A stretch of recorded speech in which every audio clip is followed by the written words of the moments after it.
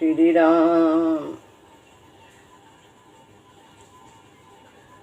गुरुर्ब्रह्मा गुरुर्विष्णु गुरुर्देव महेश्वरा, गुरु साक्षात् परब्रह्म तस्मै श्री गुरुवे नमः।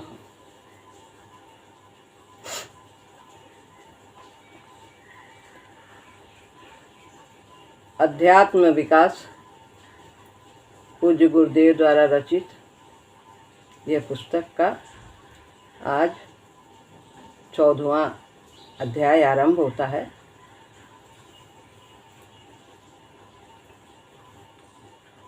काम क्रोध, इसके बारे में महाराज जी बताते हैं कि इसकी क्या उपयोगिता है और कब तक उपयोगिता रहती है। तो आरंभ करते हैं।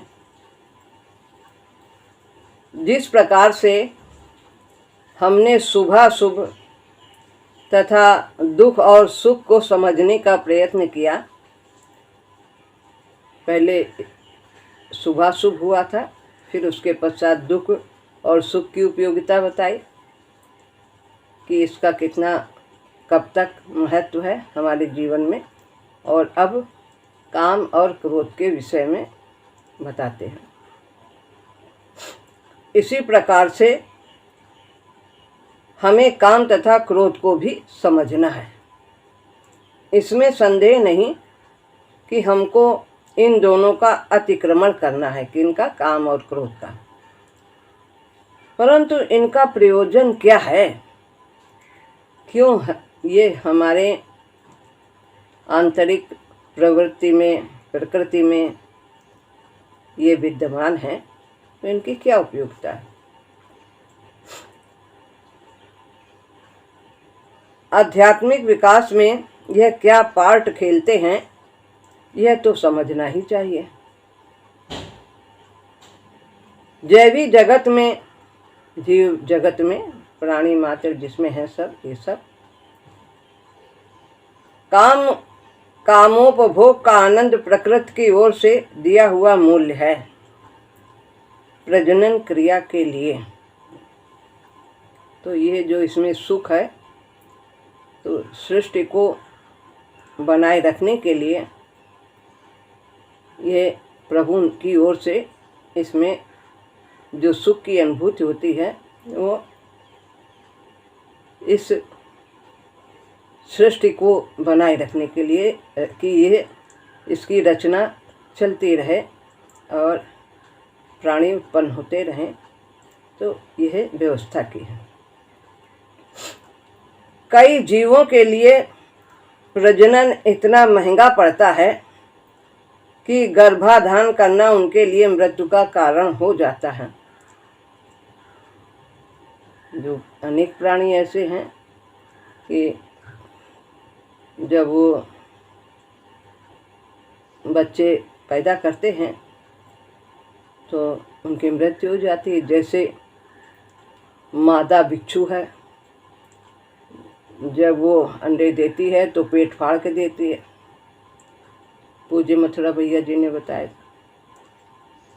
तो उसकी मृत्यु हो जाती है। लेकिन हर योनि को बनाए रखने के लिए, विभिन्न प्राणियों को बनाए रखने के लिए यह व्यवस्था है कि सृष्टि आगे बढ़े। प्रजनन की क्रिया सभी प्राणी करते हैं, लेकिन किसी किसी की तो मृत्यु हो जाती है। इसमें मनुष्य में आकर काम का प्राबल्य होता है। ये जो स्थूल काम है, एक स्थूल काम होता है, एक सूक्ष्म काम होता है। ये जो प्रजनन क्रिया है, ये स्थूल काम का स्थूल रूप है, और जो हमारी कामनाएं हैं वो काम का सूक्ष्म रूप है। तरह तरह की हम भोगों की कामना करते हैं, सांसारिक वस्तुओं की चाह करते हैं, तो वो सूक्ष्म काम। मनुष्य में आकर काम का प्राबल्य होता है। पशुओं में इतना प्राबल्य नहीं होता है। उनका जो है उद्देश्य केवल संतान उत्पत्ति ही रहती है, लेकिन मनुष्य सुख के लिए इसकी प्रबलता को बढ़ा देता है। जितना मनुष्य इसमें खिंच जाता है, नियमों तथा अवधियों का उल्लंघन करता है, जितना सुख की चाह होती है इसके द्वारा, उतना ही वो कोई नियम आदि का ध्यान नहीं रखता है, सबका उल्लंघन कर देता है कि ये इसके लिए ये क्यों किया जाता है। प्राचीन काल में केवल संतान उत्पत्ति के लिए ही ये जो है कार्य किया जाता था, प्रजनन क्रिया, लेकिन जैसे जैसे युग बढ़ा तो इसका उद्देश्य बदलता गया। तो नियमों तथा अवधियों का उल्लंघन कर देता है, समय का भी नहीं ध्यान रखता। पशु लोग तो एक सीजन होता है उसी में ये सब क्रिया करते हैं, लेकिन मनुष्य के लिए ऐसा कोई अवधि का नियम नहीं, उतना कोई पशु नहीं करता। यह अग्नि प्रचंड होती है मनुष्य में, और इसके साथ ही साथ क्रिया की शक्ति भी बढ़ जाती है। काम जीव की मौलिक शक्ति है, तो ये बहुत ही आवश्यकता है, मौलिक शक्ति है। इस शक्ति की जागृत के बिना मनुष्य प्रबल क्रियाओं के लिए समर्थ नहीं होता। जिसमें ये भावना नहीं होती है वो बड़े बड़े कार्य नहीं कर सकते हैं, उनकी शक्ति और सामर्थ्य विकसित नहीं होती है। तो कहते हैं नामर्द साहस से तथा शक्ति से हीन हुआ करते हैं। बड़े बड़े संत किसी भी अवस्था में, किसी अवस्था में बड़े कामी रहे हैं, देखे गए हैं कि वो स्त्री के पीछे भागते हुए कहाँ तक चले जाते हैं, कहाँ तक पहुँच गए, कुछ किसी चीज़ का ध्यान ही नहीं रहा, ऐसे देखे गए हैं। तो यह उनके अंदर ये शक्ति बहुत प्रधान थी, बस उसको दिशा मिल गई सही, प्रभु की दिशा, और उन्होंने जीवन सफल कर लिया अपना। कहने का तात्पर्य इतना ही है कि यह काम शक्ति व्यक्ति में गति पैदा करती है, क्रिया की गति वेग हो जाती है, ये शक्ति देता है। प्रजनन के अतिरिक्त इतना ही इसका प्रयोजन है। क्या काम है, क्या इसका उद्देश्य है इस काम शक्ति का, कि मनुष्य में गति उत्पन्न करे, करने की शक्ति वेगवती करे, जो भी करना चाहता है। अब इसको क्रिया को किस ओर हम करते हैं, इसका सदुपयोग करते हैं या दुरुपयोग करते हैं, तो ये मनुष्य की समझ पर निर्भर करता है। प्रजनन के अतिरिक्त इतना ही इसका प्रयोजन है, सृष्टि संतान उत्पत्ति के अतिरिक्त इसका यही प्रयोजन है कि ये मनुष्य में क्रिया की गति को तीव्र करे, करने की शक्ति में प्रबलता लाए। यह गति सबसे वेगवती प्राणमय कोश में होती है और उससे कम मनोमय में होती है। प्राण कामना करता है और मन उससे सुख का अनुभव करता है। आध्यात्मिक विकास की आगामी सीढ़ी है इसी गति को ऊपर ले जाना है। ये नहीं है जिसमें, तो वो उसके लिए आध्यात्मिक विकास कठिन हो जाता है।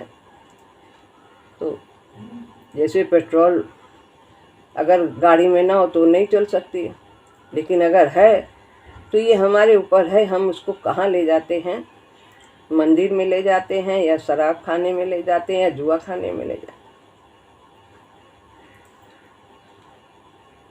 इसी गति को ऊपर ले जाना है, विकास की ओर ले जाना है।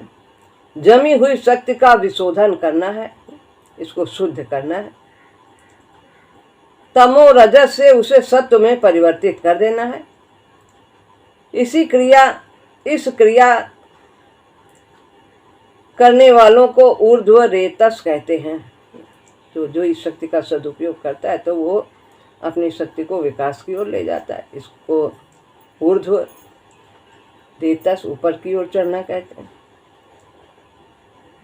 जैसे उदारा भगवान ने कहा था कि सभी उच्च हैं, ऊर्ध्व की ओर जाने वाले हैं, विकास की ओर जाने वाले हैं, जो भगवान के भक्त हैं, किसी भी प्रकार से भगवान की शरण में आते हैं।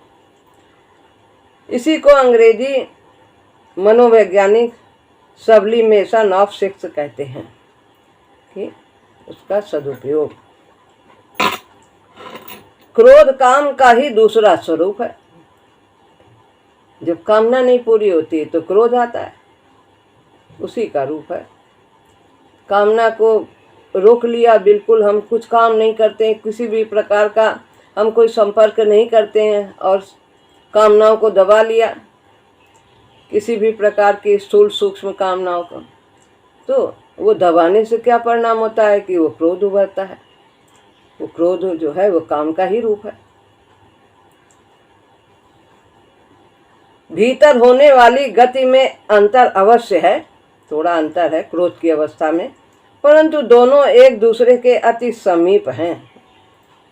क्रोध भी अंधा कर देता है और काम तो अंधा करता ही करता है, बिल्कुल उचित का अनुचित का ध्यान ही नहीं रहता।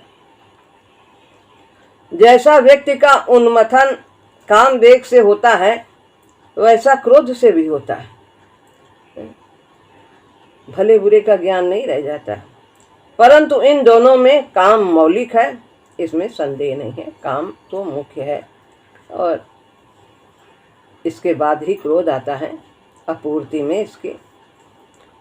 चाहे हमारी सांसारिक कामनाओं की पूर्ति में कोई बाधक हो या किसी भी प्रकार की पूर्ति में बाधक होता है तो क्रोध आ जाता है। कितनी हत्याएं हो जाती हैं। यह न समझना चाहिए कि मनुष्य की चेतना के विकास में क्रोध कोई काम ही नहीं रखता, नहीं, इसकी भी आवश्यकता है। लेकिन जैसे दाल में नमक की आवश्यकता है वैसे ही इसकी आवश्यकता है। जब ये बहुत बढ़ जाता है तो इससे हानि होती है और फिर वो हानि हमें परिणाम जो है वो हमें सिखाता है, उससे भी हम आगे बढ़ते हैं। चाहे मर के सीखें, चाहे ऐसे उसी जन्म में सीख लेंगे, मर जाएंगे अधिक क्रोध करके, तो भी हम वो संस्कार हमारे अंदर जो उसका प्रभाव है वो पड़ा है, अगले जन्म में हम आगे बढ़ेंगे। ये कोई जन्म की सीढ़ी समाप्त तो हो नहीं जाती एक ही जन्म में। मनुष्य की पहली क्रिया क्रोध में प्रेरित हुआ करती है। असभ्य अवस्था में, बालकपन में, जब समझदार नहीं होते तो क्रोध करते हैं, बच्चे भी करते हैं, ना समझ जो होते हैं। इसके प्रमाण मिलने कठिन नहीं है। काम की प्रेरणा अति सीमित प्रेरणा है, तो क्रोध की प्रेरणा उससे कहीं विशाल है। काम की थोड़ी इसकी जो सीमा है बहुत थोड़ी है, लेकिन क्रोध तो हम अनेक स्थल पर करते हैं। किसी भी इंद्रिय को यदि कष्ट हुआ किसी के द्वारा तो हम उस पर क्रोध करते हैं। किसी भी प्रकार से हमारे सुख में बाधा पहुंचाने का कोई माध्यम बनता है तो हमें क्रोध आ जाता है। क्रोध की प्रेरणा उससे कहीं विशाल है। इसी प्रेरणा से व्यक्ति तमस से रजस में प्रवेश करता है और फिर इसी क्रोध से होने वाली हानि अपने को अथवा दूसरों को, व्यक्ति को क्रोध से परे ले जाने लगती है। जैसा कि कहा कि परिणाम जब सामने तो आएगा ही, जो बोगे तो काटना तो पड़ेगा ही, जमीन में तो चला नहीं जाएगा। तो उसका परिणाम जो हानि होती है वो हमें सिखा देता है। परंतु वो क्रिया का सामर्थ्य जो क्रोध के कारण उत्पन्न हो गया था, वो कर्म करने की योग्यता तो बनी रहती है।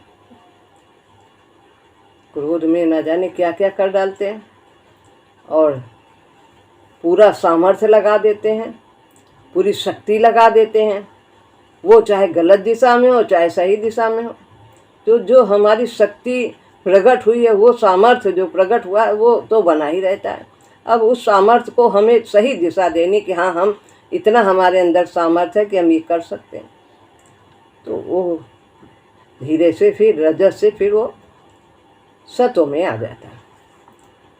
जब क्रोध अपना काम कर चुका तो उसे भी निवृत्त हो जाना चाहिए कि उसने हमारे सामर्थ्य को प्रकट किया। कि हम इतना कुछ कर सकते हैं क्रोध के आने पर, तो वो फिर अपना ये सब करके वो निवृत्त हो जाता है, समाप्त हो जाता है धीरे से, जब उसको सही दिशा मिल जाती है। क्रोध जब क्षमा में बदल जाता है, यही अतिक्रमण है। यदि हम इन बातों को न समझकर क्रोध को दबाने का यत्न करते हैं तो संभव है कि हम क्रोध के साथ ही उस शक्ति को भी कुचल डालें जो हमारे अंदर सामर्थ्य है, करने की क्षमता है। हम जानेंगे ही नहीं कि हम क्या कर सकते हैं, हमारे अंदर कितनी शक्ति है। और अधिक संभव यह है कि हम अपने जीवन में एक दबाव पैदा कर दें, दब्बू और कायर बन जाएं। क्रोध के अतिक्रमण की भी आध्यात्मिक विकास के क्रम में आवश्यकता होती है। इससे आगे जाना है, इससे परे होना है, काम से भी परे होना है, क्रोध से भी परे होना है। लेकिन एक समय तक ये हमें कुछ गति प्रदान करते हैं, सामर्थ्य प्रदान करते हैं। एक समय तक, कहाँ तक? अन्नमय से प्राणमय, प्राणमय से मनोमय, फिर इसके आगे ये नहीं जा सकते, इनके अंदर ये सामर्थ्य नहीं है। तो जब और हमारा विकास होता है, विज्ञानमय में पहुँचते हैं, तब ये स्वतः ही शांत हो जाते हैं। तो क्रोध के अतिक्रमण की भी आध्यात्मिक विकास क्रम में आवश्यकता होती है, दबाने की नहीं है। इनके हानि को समझे, परिणाम को समझे, तो हम इनसे परे हो जाएंगे। इसे दबाना नहीं है, इससे अंडरस्टैंड एंड रिकॉग्नाइज इट, इसको समझना है, पहचानना है, ये हमारा मित्र है कि शत्रु है। आध्यात्मिक विकास की एक अवस्था में यह शांत हो जाता है। महाराज जी कहते हैं कि हमने काम और क्रोध को लिया है, लेकिन इसके अलावा भी हमारे अंदर अनेक और भी निम्न प्रवृत्तियां हैं, उनका भी यही हाल है कि जो कुछ हमने काम क्रोध के विषय में कहा है, ये सारा ही दूसरी नीची प्रवृत्तियों, द्वेष, असत्य, दंभ, लोभ, मोह इत्यादि पर लागू होता है। उन सब का भी चैतन्य के विकास में एक अवस्था तक योग होना आवश्यक है। तो ये सब निम्न प्रवृत्तियाँ एक समय तक ही हमारे साथ रहती हैं, और बाद में जैसे जैसे विकास क्रम में हम आगे बढ़ते हैं, इनसे हम निवृत्त होते चले जाते हैं। अब है अटपटा मार्ग, 15वां अध्याय। ये जो साधना का जो ये मार्ग है, ये अटपटा है, निराला है। कैसे? जो विकास की धारा है कि इनका काम का भी उपयोग है, क्रोध का भी उपयोग है, शुभ और अशुभ का भी, दुख सुख का भी, तो इनसे निवृत्त भी होना है और इन्हें दबाना भी नहीं है। तो है अटपटा मार्ग। यह मार्ग अवश्य अटपटा है। विकास की धारा व्यक्ति के अंदर सभी पक्षों में समान रूप से परिवर्तन नहीं करती है। उसकी ज्ञान, भाव तथा संकल्प की शक्तियाँ बराबर ही विकसित नहीं होती चली जाती हैं कि जितना ज्ञान बढ़ा है वैसा ही भाव भी बढ़ जाए। ज्ञान बहुत आ गया, लेकिन जब समय आता है तो भाव वो नहीं प्रकट होता। बहुत कुछ जानते हैं और वैसी क्रिया नहीं करते। बहुत ज्ञान है कि सबके साथ अच्छा करना चाहिए, सेवा करना चाहिए, दया करनी चाहिए, सब, तो ये सब बहुत आता है, ज्ञान है, अंदर भी भाव इसके प्रति, लेकिन जब कार्यान्वित करते तो वो नहीं करते। उसमें बीच में लोभ आ जाता है, तमस आ जाता है, तो बराबर विकसित नहीं होते। कभी एक और कभी दो, सबसे आगे बढ़ जाती हैं तो विषमता होती है। मन में है करना है करना है करना, लेकिन भाव कम है, भाव कम है, फिर क्रिया उससे भी कम है। और अंदर है करना है तो अंदर बेचैनी होती है, कहीं कोई रुकावट डाल रहा है। हमारे अंदर लोभ की प्रवृत्ति है, वो रुकावट डालती है। पिछड़ी हुई शक्तियां भी आगे बढ़ती हैं और बहुत आगे निकल जाती हैं। तो कभी जो है क्रिया प्रधान हो जाती, कभी भाव प्रधान हो जाता है, कभी ज्ञान प्रधान हो जाता है। यह मानो ऐसी दौड़ है जिसमें तीनों के तीनों बराबर आते हुए दिखाई ही नहीं पड़ते।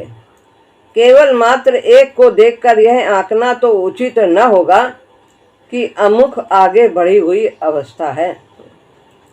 ये व्यक्ति आगे है तो एक देख लिया, बहुत बड़े बड़े लेक्चर कर रहे हैं, बहुत प्रवचन कर रहे हैं, लेकिन भावना नहीं है, कार्य रूप में उनका व्यवहार नहीं वैसा परिवर्तित हो रहा है, तो फिर हम नहीं देख सकते कि एक चीज़ को देख करके कि ये इसकी क्या अवस्था है, सतोगुणी अवस्था है कि रजोगुणी अवस्था है कि तमोगुणी अवस्था है। इस वर्तमान काल में एक और मस्तिष्क का हम इतना विकास देख रहे हैं, कितने बड़े बड़े आविष्कार हो रहे हैं, क्या क्या कर रहे हैं। विज्ञान तो आशातीत उन्नति करता चला जा रहा है, उसके साथ ही साथ हमारे विचार, हमारे आदर्श बहुत ऊंचे होते जा रहे हैं। विश्ववर्ती संधिकरण की योजनाएं हो रही हैं कि सब सिर्फ मेल व्यवहार से रहें संसार में, विश्व में वसुधैव कुटुंबकम, ऐसी भी भावना कुछ के अंदर है, बहुतों के। क्रिया का सामर्थ्य भी बहुत है। दोनों के लिए युद्धग्रस्त जनता ने जितने त्याग किए हैं, जित दृढ़ता से युद्ध को चलाया है, वो सर्वथा सराहनीय हो रहा है। इतना होने पर भी हमारी भावमय प्रकृति तटस्थ दिखाई पड़ती है। स्वार्थ और उसके फल स्वरूप द्वेष और उसकी सिद्धि के लिए दंभ यह सभी सारे जगत को आज भी ज्वालामुखी के शिखर पर धरे हैं। सब कुछ होने पर भी बहुत संघर्ष है विश्व में। छोटी छोटी सी बात के लिए कितने कितने लोगों को युद्ध के क्षेत्र में डाल दिया जाता है, कितने लोग मर रहे हैं। इस न्यूनता को देखकर यदि कहा जाए कि मानव समाज पिछड़ रहा है, अधोगति को प्राप्त हो रहा है, तो ठीक न होगा। मेरी समझ में तो आने वाले कदम के लिए तैयारी है, आगे बढ़ने के लिए। जिन यातनाओं में से मानव जाति निकल रही है, जिस घोर तपस्या को कर चुकी है, वो उसके हृदय का शोधन कर देगी।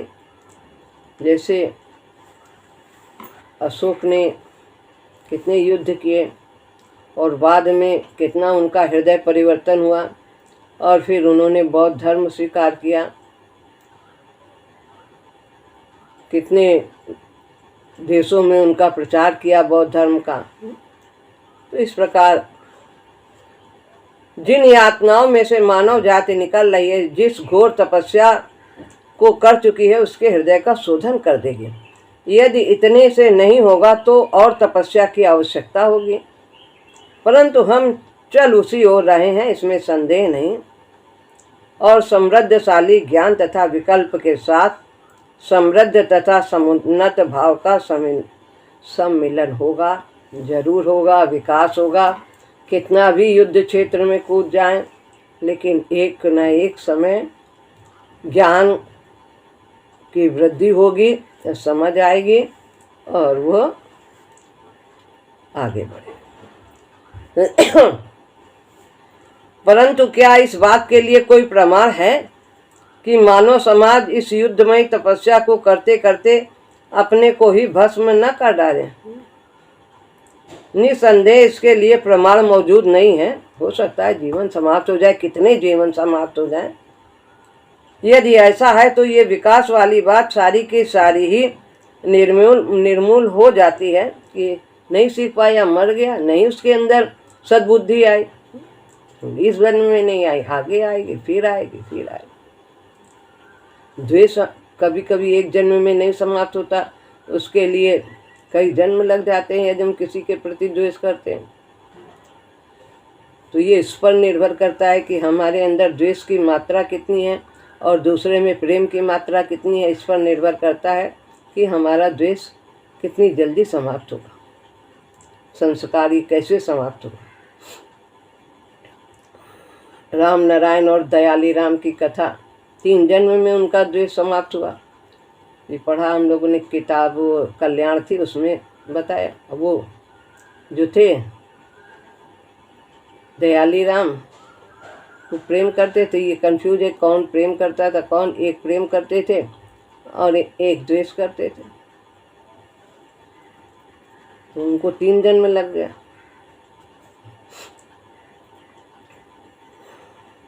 हम विकास नहीं विनाश की ओर जा रहे हैं, ऐसा समझना चाहिए। आज से पूर्व यह सत्य है, कहते हैं।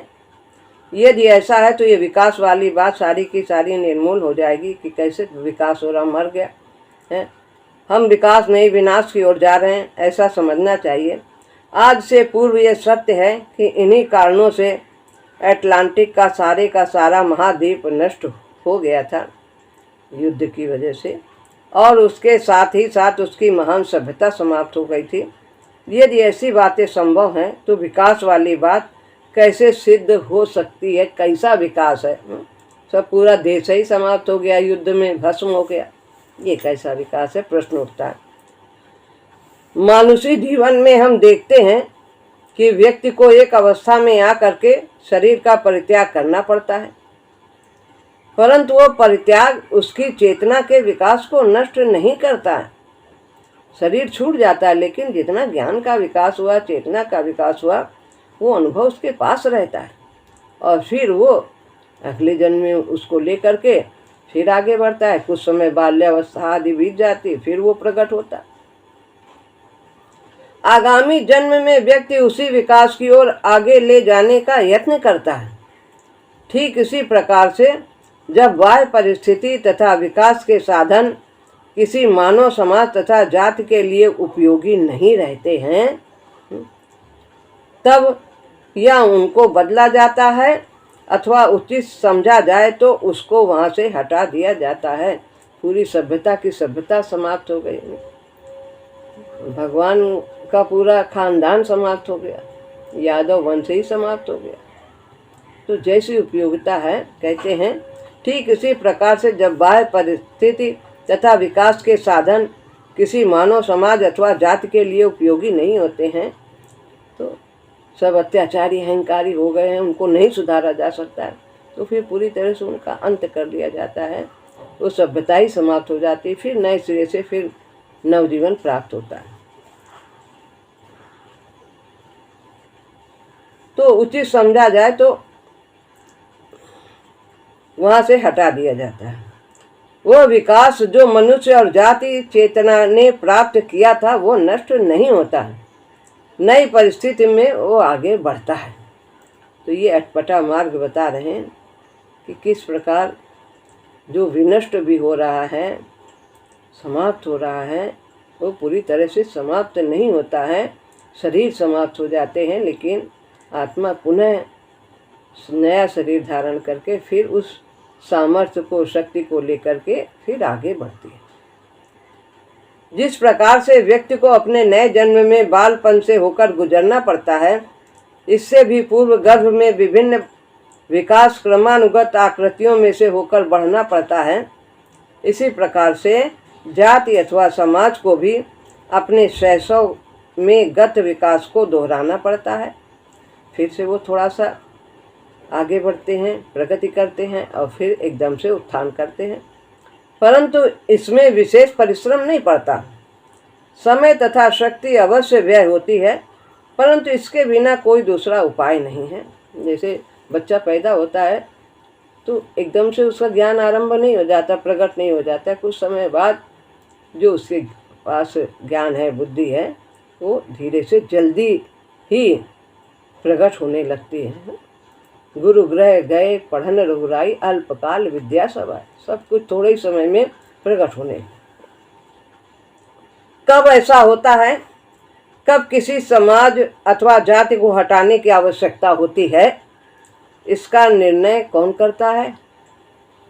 अति मानुषी शक्ति, महाशक्ति ये निर्णय करती है, मनुष्य के हाथ में नहीं है। तो करन करावन आप हो जा। उसी के हाथ में। यंत्र भले ही कोई भी बन जाए, किसी को बना दे माध्यम,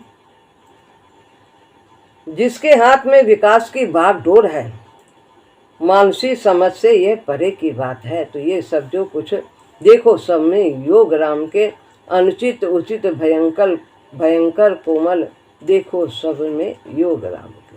तो यही है यह अटपटा मार्ग। तो यहाँ पर यह अध्याय पूरा होता है। सब महाराज जी सब कुछ बता रहे हैं, कुछ कहीं हमको कहीं और जाने की ज़रूरत ही नहीं है, सब कुछ उन्होंने बता दिया है। उनके पुस्तकों से हम सब कुछ जान सकते हैं। तो इसीलिए ये अध्यात्म विकास हम लोग देख रहे हैं, सुन रहे हैं। तो इसके द्वारा हम जानकारी पूज्य गुरुदेव के द्वारा प्राप्त कर। श्री राम।